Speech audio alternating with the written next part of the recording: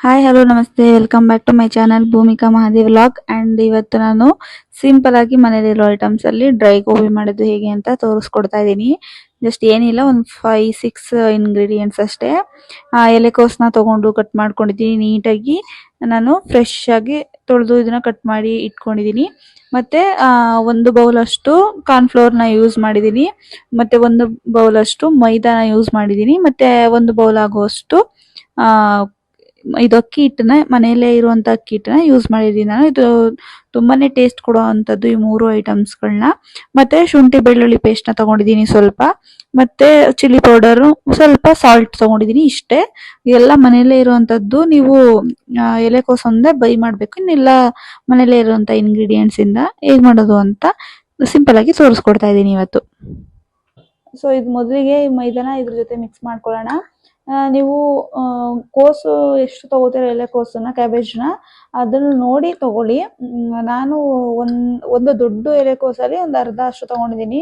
2-3 ಮೆಂಬರ್ಸ್ಗೆ ಆಗುವಷ್ಟು. ನೀವು ಅರ್ಧ ಅಥವಾ ಮುಕ್ಕಾಲು ಲೋಟ ಬೌಲ್ ಅಷ್ಟು ನೀವು ಮೈದಾ, ಕಾರ್ನ್ಫ್ಲೋರ್ ಆ ಥರ ಯೂಸ್ ಮಾಡ್ಬೋದು. ಎಷ್ಟು ಬೇಕೋ ಅಷ್ಟು ನೀವು ಹಾಕೊಳ್ಳಿ.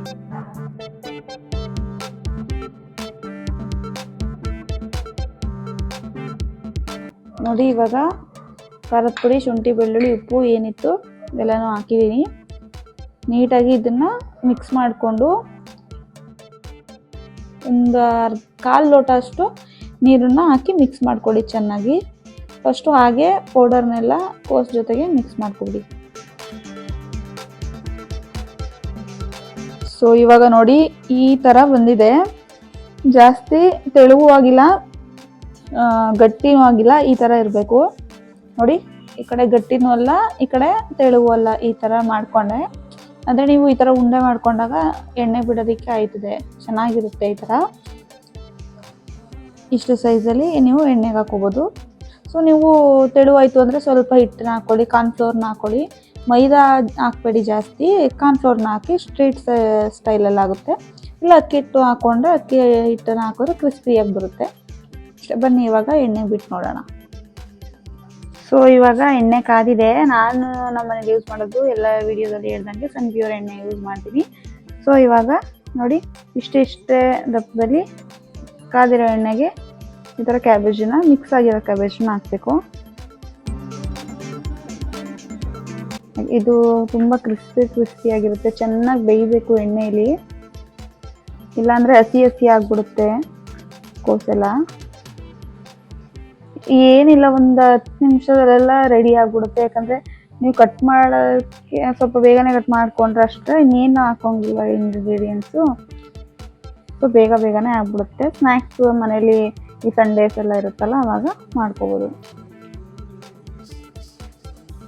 ಸೊ ನೋಡಿ, ಈ ಥರ ಬೇಯ್ತಾ ಇರುತ್ತೆ. ನಿಮ್ಗೆ ಅನ್ನಿಸ್ಬೋದು ಸ್ವಲ್ಪನೇ ಬೆಂದ ತಕ್ಷಣ ಎತ್ತಾಕ್ಬಿಡೋಣ ಅಂತ. ಆ ಥರ ಮಾಡೋಕ್ಕೆ ಹೋಗ್ಬೇಡಿ. ಏನಕ್ಕಂದರೆ ಅದು ಇನ್ನೂ ಹಸಿಯಾಗಿರುತ್ತೆ. ಕೋಸು ಚೆನ್ನಾಗಿ ಫ್ರೈ ಆಗಬೇಕಲ್ವ, ಅದಕ್ಕೆ ಐ ಫ್ಲೇಮಲ್ಲೇ ಬೇಯಿಸಿ. ನೀವು ನೋಡಿರ್ತೀರ ಡ್ರೈ ಗೋಬಿ ಎಲ್ಲ ಮಾಡುವಾಗ, ಗೋಬಿ ಮಂಚೂರಿಯನ್ ಎಲ್ಲ ತುಂಬಾ ಐ ಫ್ಲೇಮಲ್ಲಿ ಬೇಯಿಸ್ತಾ ಇರ್ತಾರಲ್ಲ, ಅದೇ ಥರ ಬೇಯಿಸ್ತಾ ಇರಿ. ಮತ್ತು ಕಲರ್ ಎಲ್ಲ ಒಂದು ಸ್ವಲ್ಪ ಬ್ರೌನ್ ಆಗೋ ಥರ ಬೇಯಬೇಕು.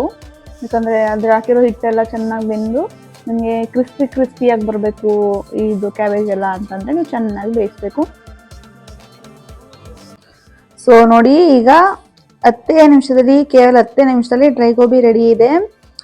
ನಿಮಗೆ ಅದು ನೋಡೋದಕ್ಕೆ ಪಕೋಡಾ ಥರ ಅನ್ಸೋದು, ಯಾಕಂದರೆ ನಾನು ಕಲರ್ ಯೂಸ್ ಮಾಡಿಲ್ಲ ಅದಕ್ಕೆ.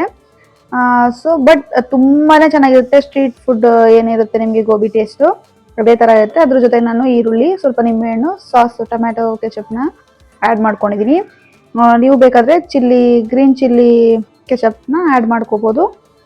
ತುಂಬಾ ಚೆನ್ನಾಗಿದೆ, ತುಂಬಾ ಟೇಸ್ಟಿಯಾಗಿರುತ್ತೆ. ಏನೂ ಇಲ್ಲ, ನಾನು ಹಾಕಿರೋದಷ್ಟೇ ಕ್ಯಾಬೇಜು, ಮೈದಾ, ಮತ್ತು ಕಾರ್ನ್ಫ್ಲೋರು, ಅಕ್ಕಿ ಹಿಟ್ಟು, ಖಾರದ ಪುಡಿ ಮತ್ತು ಉಪ್ಪು, ಇಷ್ಟನ್ನು ನೀವು ಆ್ಯಡ್ ಮಾಡ್ಕೋಬೋದು.